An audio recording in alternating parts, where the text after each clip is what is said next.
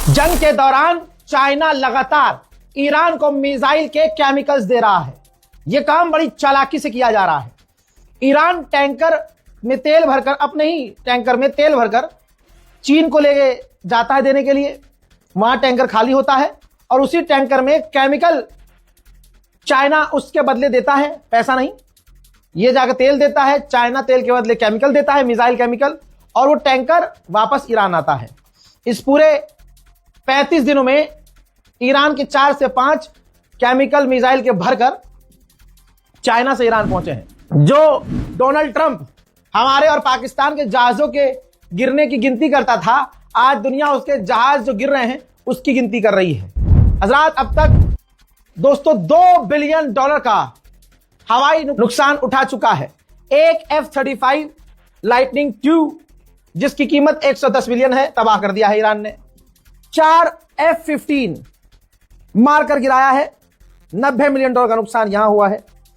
भाई, Thunderbolt 2 attack bomber $18.8 million का नुकसान पहुंचाया है।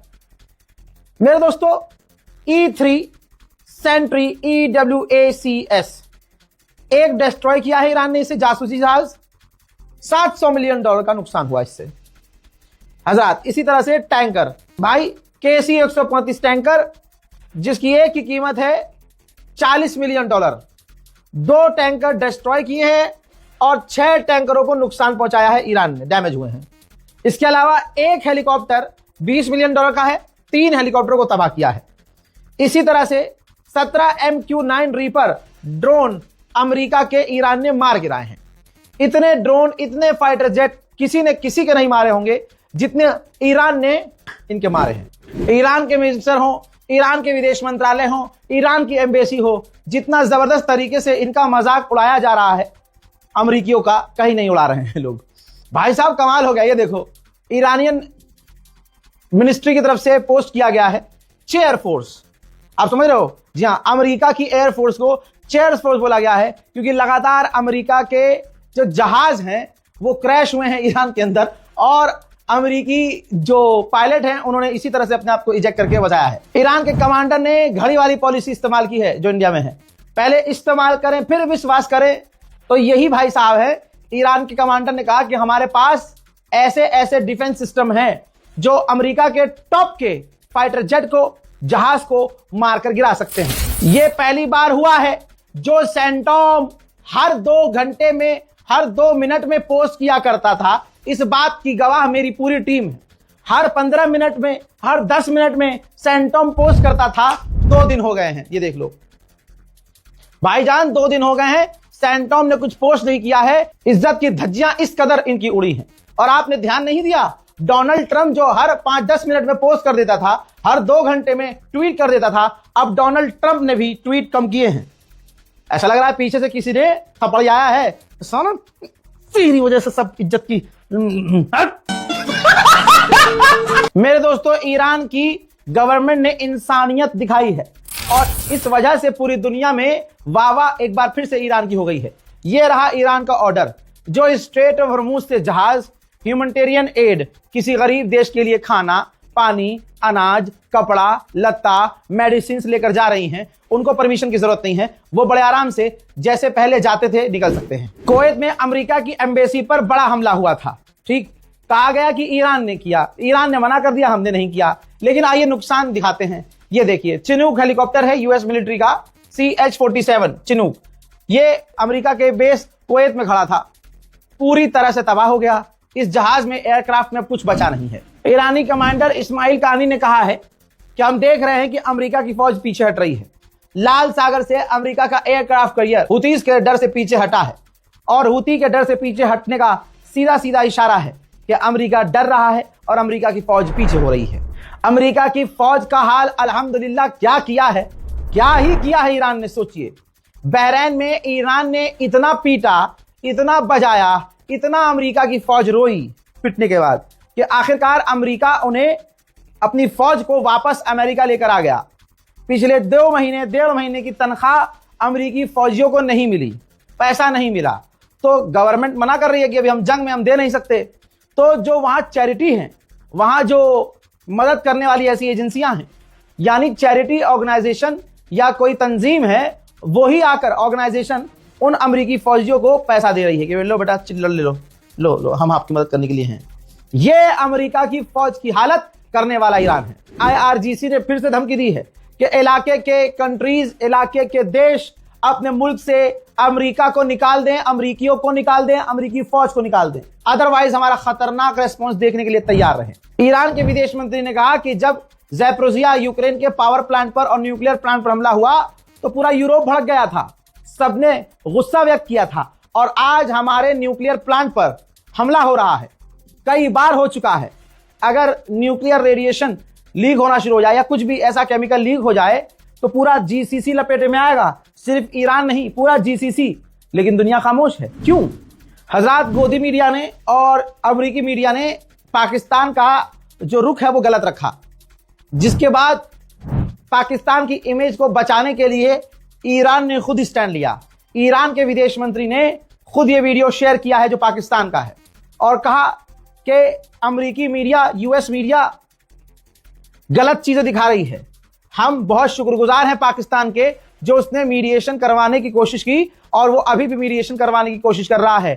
हमने ये नहीं कहा कि हम इस्लामाबाद नहीं जाएंगे, हाँ हमने ये कहा है कि हम परमानेंट सीज फायर, परमानेंट जंगबंदी चाहते हैं, हम टेम्परेरी सीज फायर नहीं चाहते। हम पाकिस्तान के शुक्रगुजार हैं जितने भी उसने एफर्ट डाले हैं। दोस्तों, वहीं इराक से ईरान जो मदद के ट्रक जा रहे थे, अमेरिका और इजराइल ने उन मदद के ट्रक्स पर भी, जो ह्यूमैनिटेरियन एड जा रहे थे, उन पर भी हमला किया है।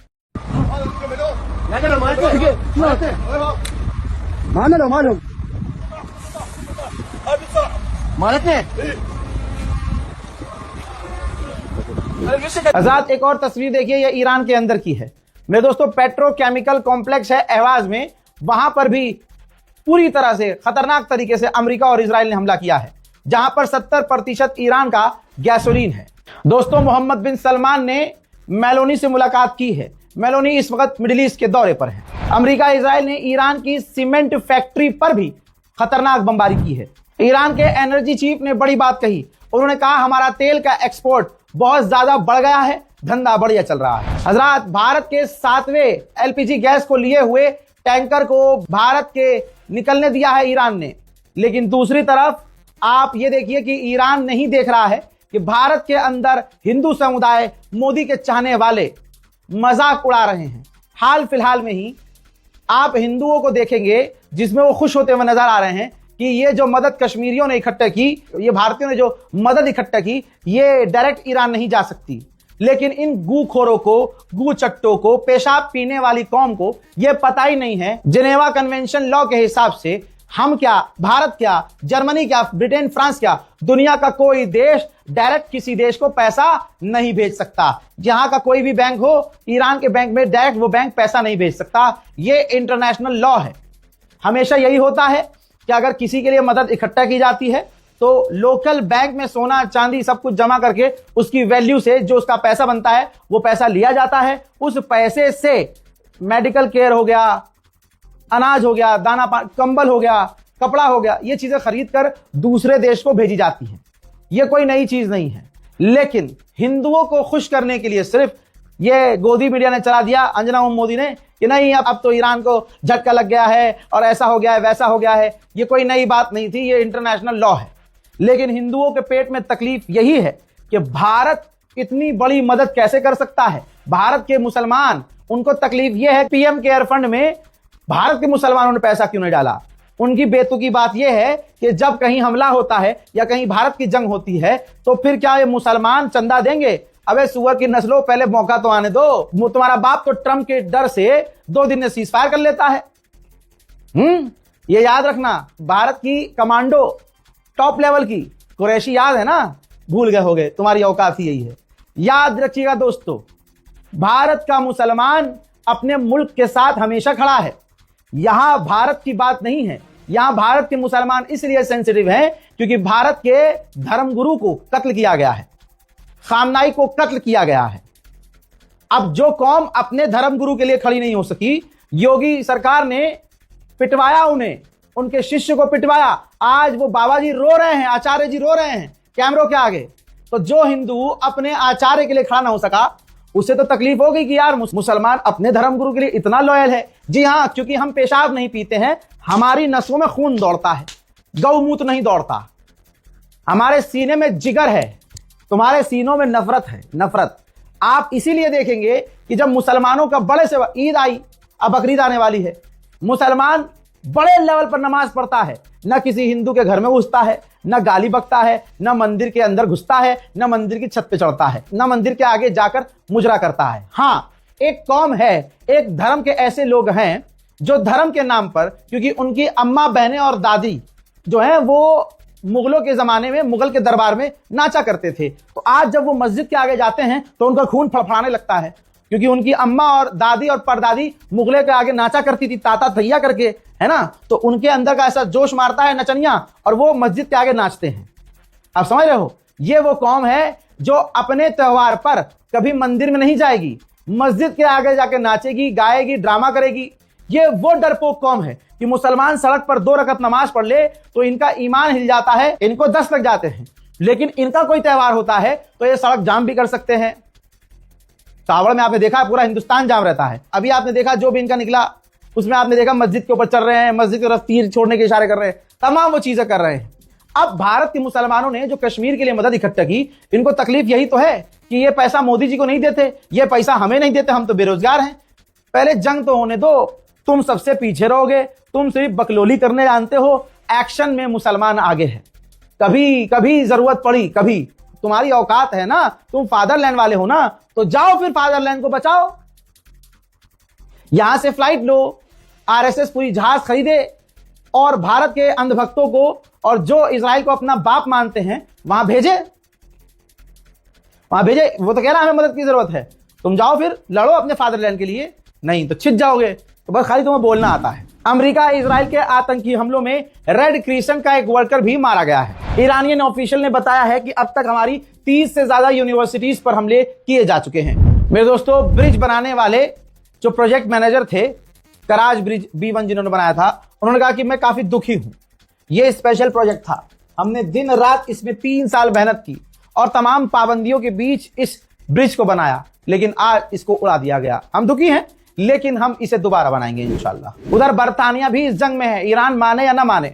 ब्रिटेन ने कुवैत में एंटी ड्रोन सिस्टम तैनात कर दिए हैं। मोहतरम हजरात, इस वीडियो को, इस रिपोर्ट को शेयर कीजिएगा, अपनी राय कमेंट में जरूर लिखिएगा और रिपोर्ट को अपने दोस्तों और रिश्तेदारों तक शेयर जरूर कीजिए। जय हिंद।